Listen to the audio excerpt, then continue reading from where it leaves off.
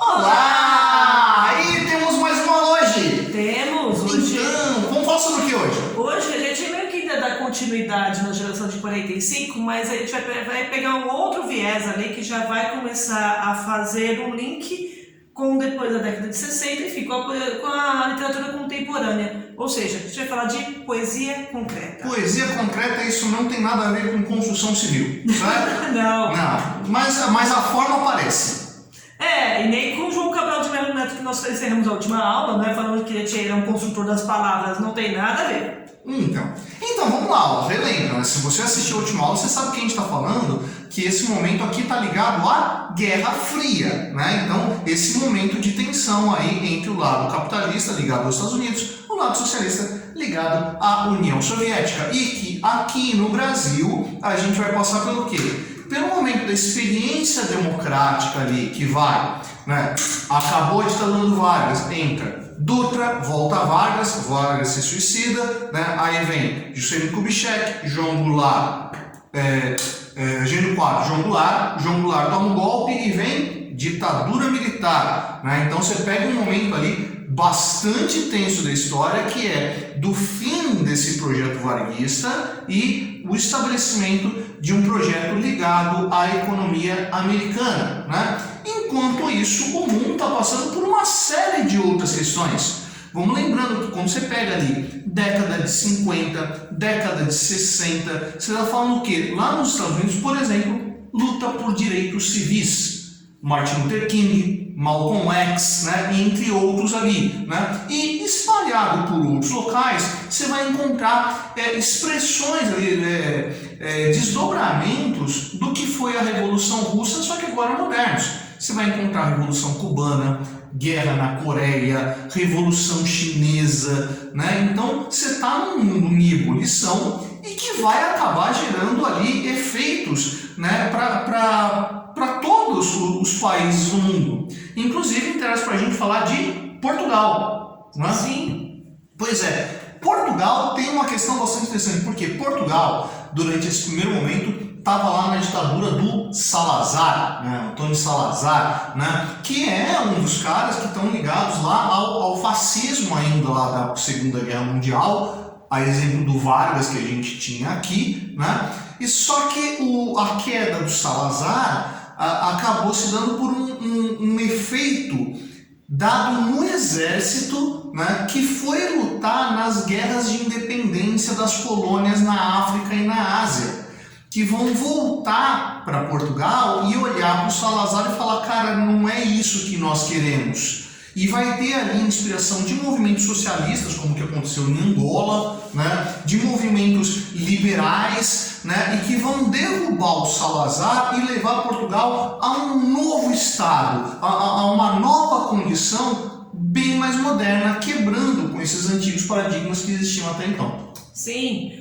A questão de Portugal vai ser bastante interessante depois quando a gente dá uma olhadinha em literatura africana, né? Porque aí uma história está bastante ligada à outra, né? A gente dedica um pouquinho mais para falar disso. Exatamente. Assim, o que é interessante a gente verificar é que justamente esse momento de revoluções culturais que estão acontecendo, né? Porque ao se colocar novos governos, no caso aí, a gente tem a implantação justamente do comunismo em diversas regiões do mundo, né? Sim. A gente está também provocando movimentos culturais interessantes, né? Como os movimentos de contracultura. Então vai ser nesse período que vai nascer o rock, vai nascer o folk, vai nascer... Geração beatnik, né? Todo esse movimento de contracultura. E aí vai crescendo, depois assim, então a gente tem ali o Chuck Berry, tem o Jerry Lewis, o Elvis Presley. Aí depois a gente começa, quando a gente fala até, é um período que vai pegar também ali a guerra do Vietnã depois, então a gente vai pegar os hippies, aí depois os yuppies, né, que aí vai ser o movimento punk, o pós-punk. Então assim, vocês percebem como a cultura, né, e os nomes começam a se multiplicar, coisa que no século XIX nós não tínhamos. No século XIX a gente tinha ali, assim, que a gente já acabou bombando, né, as 4 escolas literárias. Sim. Que era realismo, naturalismo, parnasianismo e simbolismo, no final do século XIX. Ele já tinha os 4, nossa, lá contém tudo isso.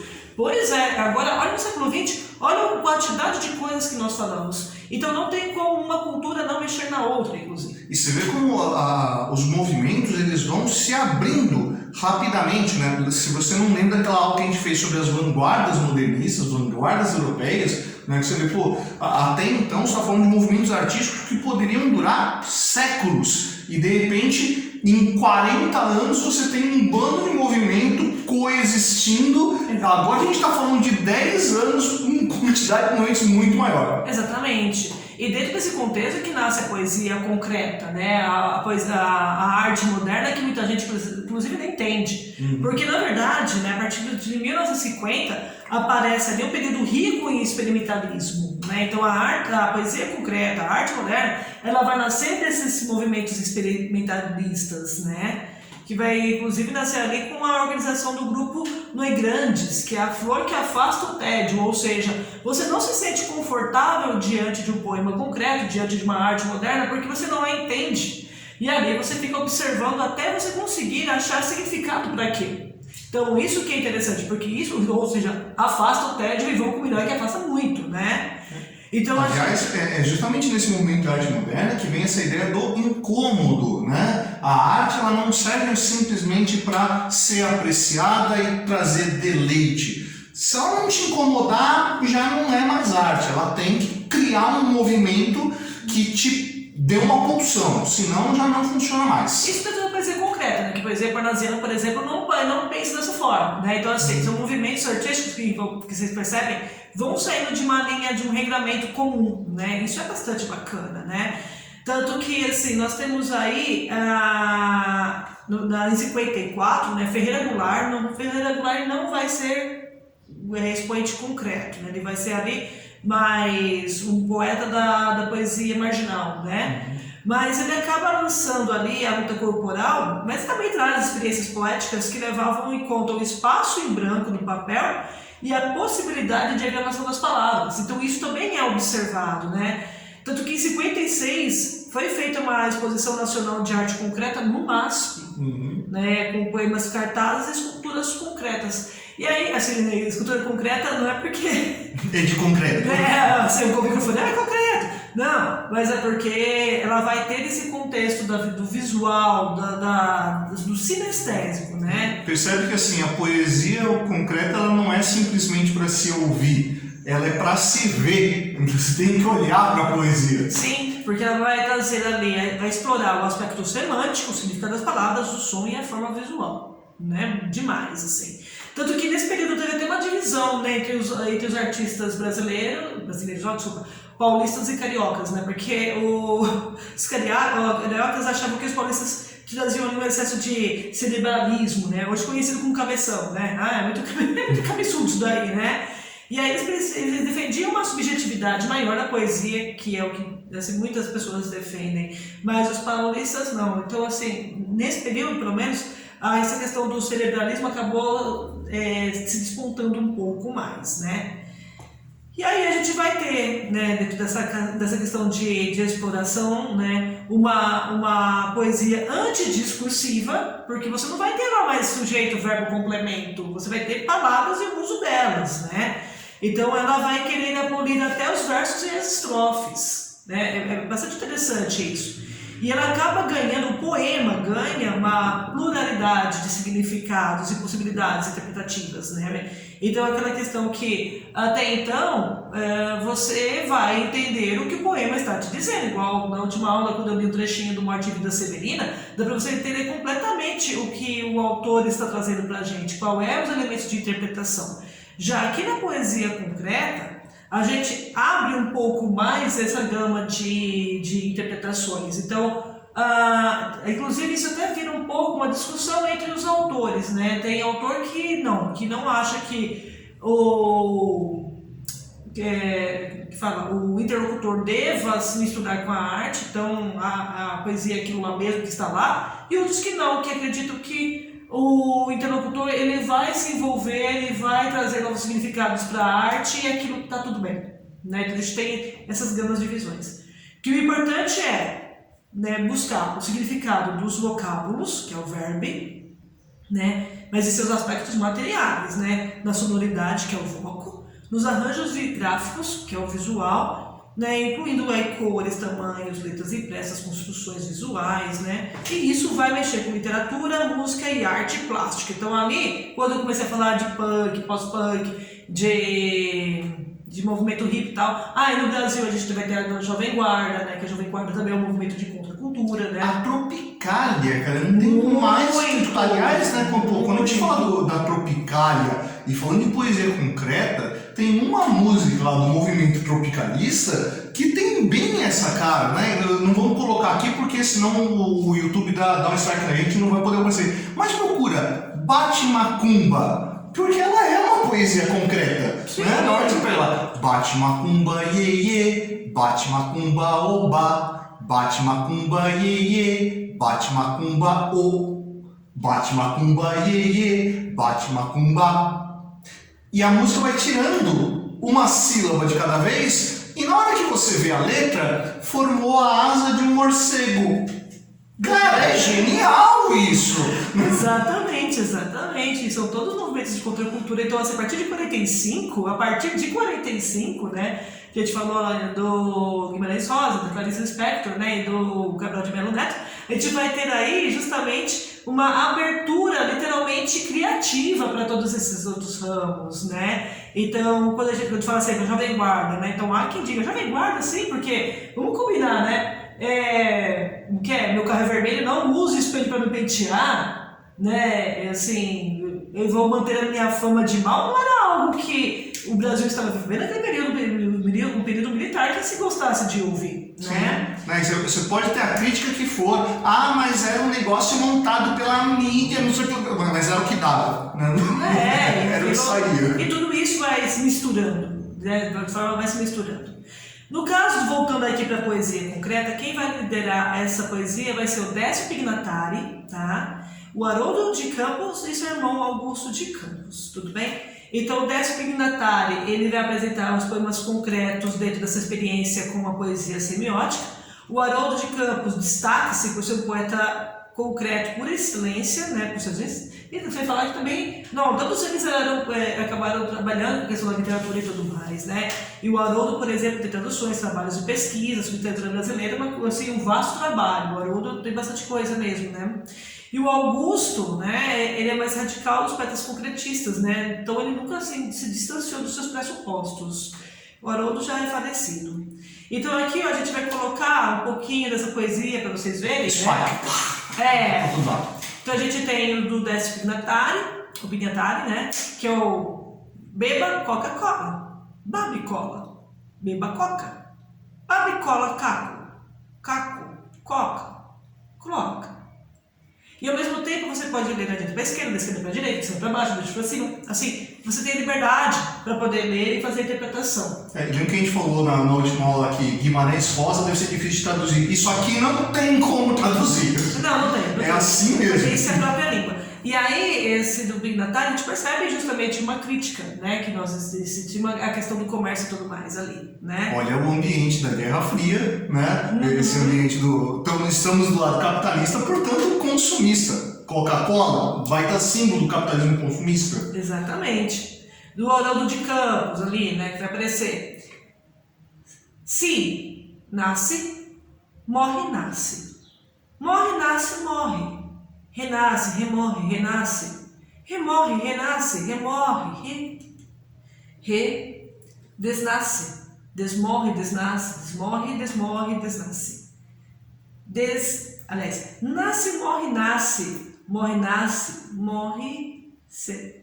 Então é legal, né? Que ele começa com o se, né, com uma condicional, e depois ele vai trazendo essas verdades, né? Do nascer e do morrer. Né? Então, é um poema que vai trabalhando justamente a questão existencialista, por meio somente dos verbos ali, e dessa construção.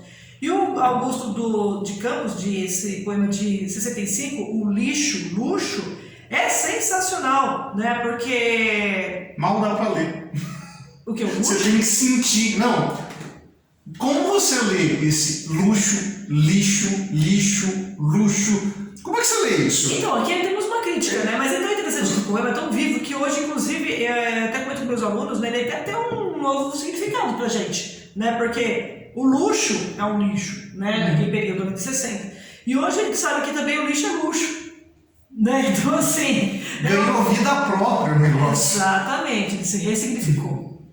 E assim, e aí a poesia concreta abriu espaço para outros tipos de poesia, como a poesia praxis, né, que é uma dissidência do grupo concretista, né? Então ali os poetas vão ver as palavras como corpos vivos, né? A gente tem ali como um grande nome da poesia praxis o Mário Chamier. Aí tem o Mauro Gama, o Zoda Filhos, entre outros, porque são todos artistas que estão vivos, inclusive, né, ainda fazendo suas artes. Aliás, o nome já é fantástico, né, para esse ambiente da Guerra Fria. Se você não conhece da teoria marxista, né, a palavra praxis é muito utilizada por ele para explicar dessa filosofia que tem um sentido prático, né? Então, quando o cara vai lá e vai descrever a teoria socialista, assim, não é para aplicar no campo das ideias, é para pegar isso e colocar na prática, né? Fazer o uso da praxis. Então, a poesia ela também tem que ser prática, ela também tem que chegar à pessoa. Sim.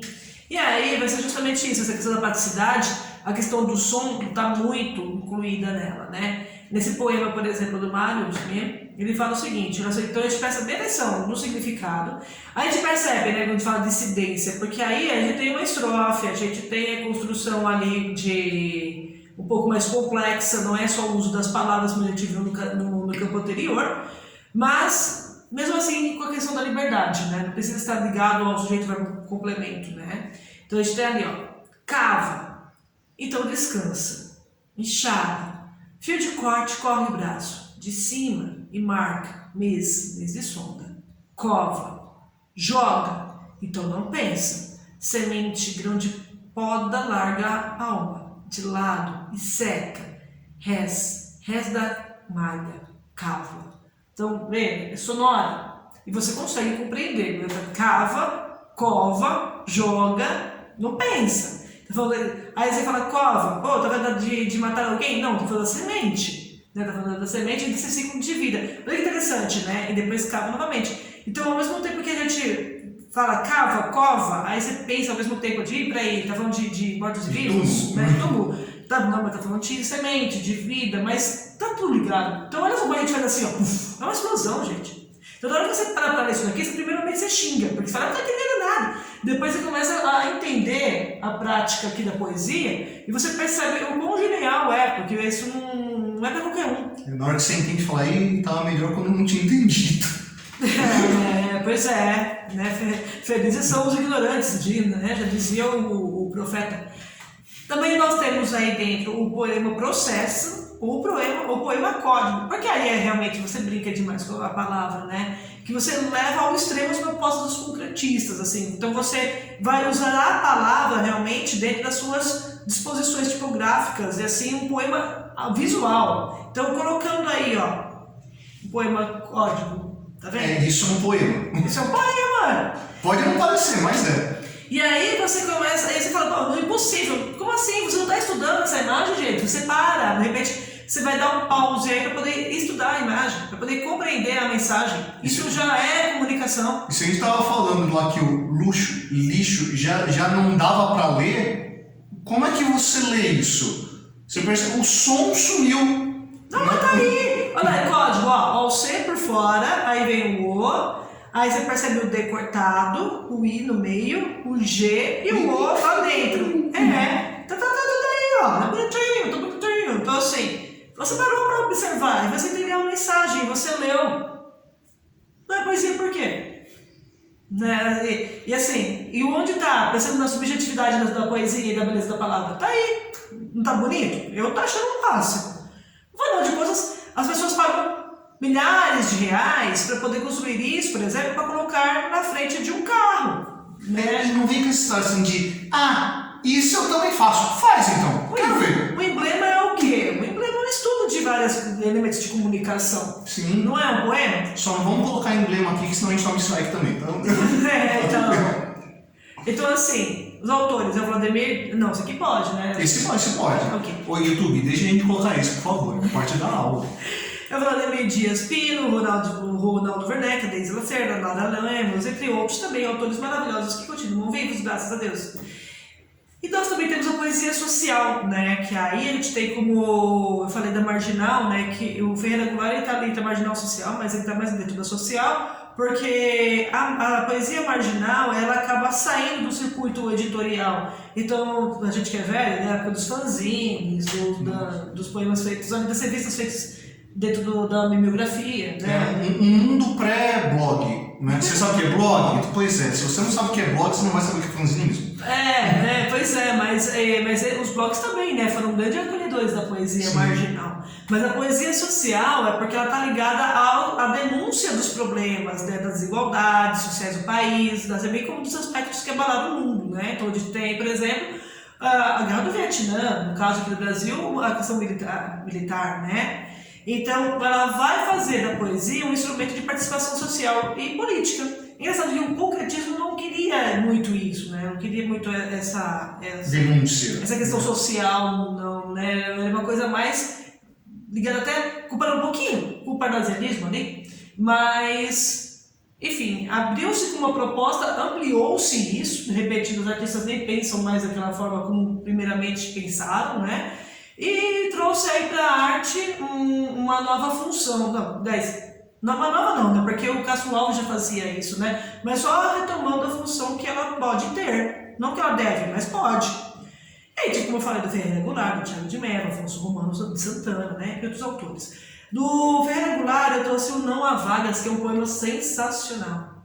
Eu lhe falo, o preço do feijão... toda hora a gente vai atuar os negócios, ó. O preço do feijão não cabe no poema. O preço do arroz não cabe no poema. Não cabe no poema o gás, a luz, o telefone, a sonegação do leite, da carne, do açúcar, do pão. Não cabe. Assim, o poema é maior que isso, né? Eu peguei só um trechinho, mas assim, olha que interessante que assim, a reclamação está a longa data, né? Então... a gente percebe aí como realmente é uma poesia que, embora tenha sido feita no final do século XX, cabe perfeitamente nos dias de hoje, né? E se você, assim como nós, viveu ali o finalzinho da ditadura militar, você lembra o que era a hiperinflação, né? Bem focado nos problemas que o pessoal estava enfrentando no momento. Não, com certeza. E o Ferreira Goulart, ele sempre trazia essa temática, né? Do não poder falar, do preço das coisas, das pessoas em declínio social. Isso era uma temática constante. Sim, ele era um cara bastante envolvido em lutas sociais, ele participava lá da UNE, da Central de Cultura Popular, se não me engano, do nome que tinha, né? Então, era um cara bastante politizado. Né? Continua sendo um cara bastante politizado, bastante ativo nessas questões sociais. Sim, e falando ainda da questão da poesia marginal, né, que eu tinha dado um pulo aqui, né? Foi aquilo que eu comentei. Então, assim, era uma poesia que era publicada em diversos meios, né? E aí a gente vai ter autores como Torquato Neto, a Ana Cristina César, o Chacal, a Leila Micoles, entre outros, né? E outras pessoas que estão aí bastante ativas, né, no dia a dia. E o Torquato Neto, né, o cara é multi-artista, né? O cara não ficou só no ramo da literatura, mas como atuou em diversos outros campos da arte, né? Sim, por exemplo, no poema Cogito dele, né, ele fala assim: eu sou como eu sou, pronome, pessoa intransferível do homem que iniciei na medida do impossível. Eu sou como sou, agora, sem grandes segredos dantes, sem novos segredos dentes nesta hora. Eu sou como sou, presente, desferrolhado, indecente, feito um pedaço de mim. Eu sou como sou, vidente, e vivo tranquilamente todas as horas do fim. Né? É sensacional isso aqui. Né? E aí, assim, o bacana também, né? A gente percebe que a questão da métrica, aqui, claro, esse poema tem rimas, mas a métrica, assim, é uma métrica totalmente solta, né? Como que a gente fala? Bastante livre, né? Não é específico, né? Assim, então, são rimas livres e rimas brancas, né? No caso aqui, são rimas livres, não, versos livres, tá? Desculpa. São versos livres, né? Porque não tá ligado a não tem a contagem de sílabas. Mas canção, né? Mas a gente percebe que mesmo assim não perde, aí que é bonito ver a questão do poema, né? Mesmo assim não perde nem um pouco a musicalidade, né? Ele continua sonoro. Sim, né? Coisas que a geração de 22 fez por nós, né?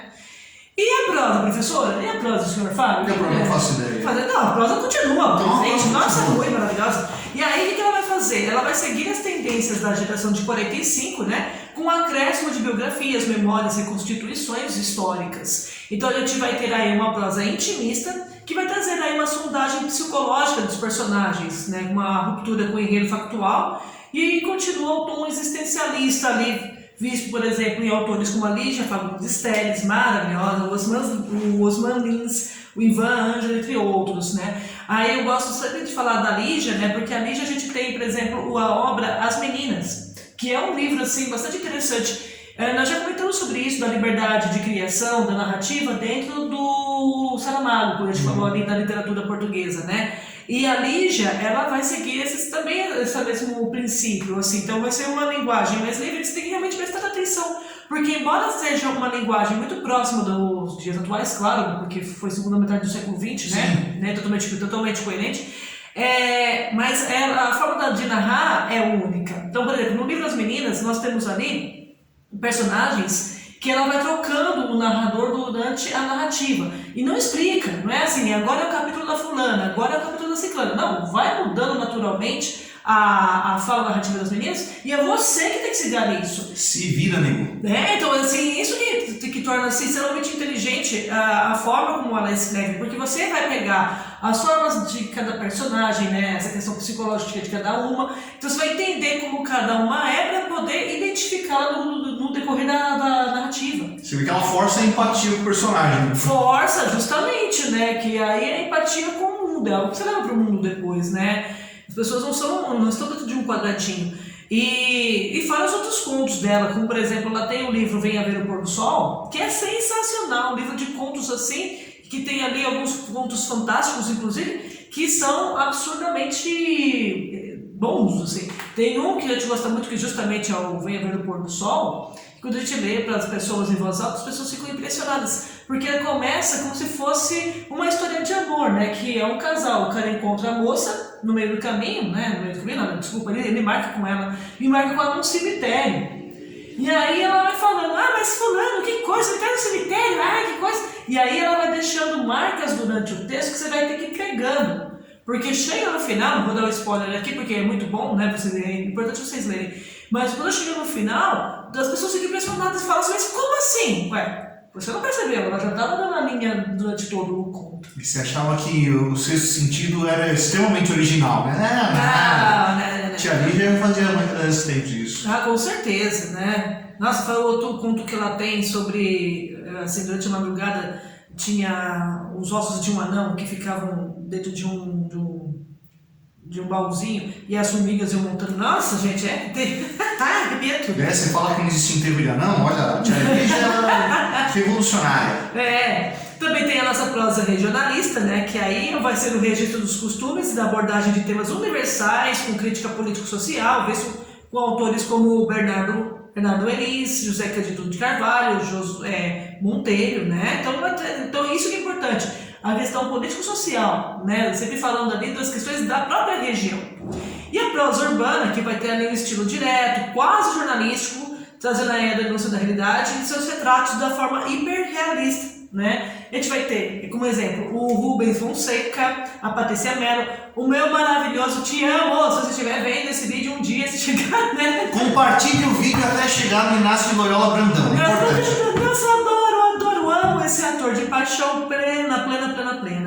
O Rubens Fonseca, né, falando em contos aterrorizantes, assim, tem um outro conto que eu gosto muito de contar, de ler também em voz alta, porque pega muito justamente essa realidade, né? O cara chega do serviço totalmente cansado, encontra a família. Na época que foi escrito esse conto, não estava ainda a questão de uso de celulares e tudo mais, computadores, mas a ideia é a mesma, de chegar em casa e não ter ninguém conectado uns com os outros, cada um na televisão, cada um no seu quarto fazendo uma coisa, né? O que demonstra que isso não é atual. As pessoas falam, hoje em dia...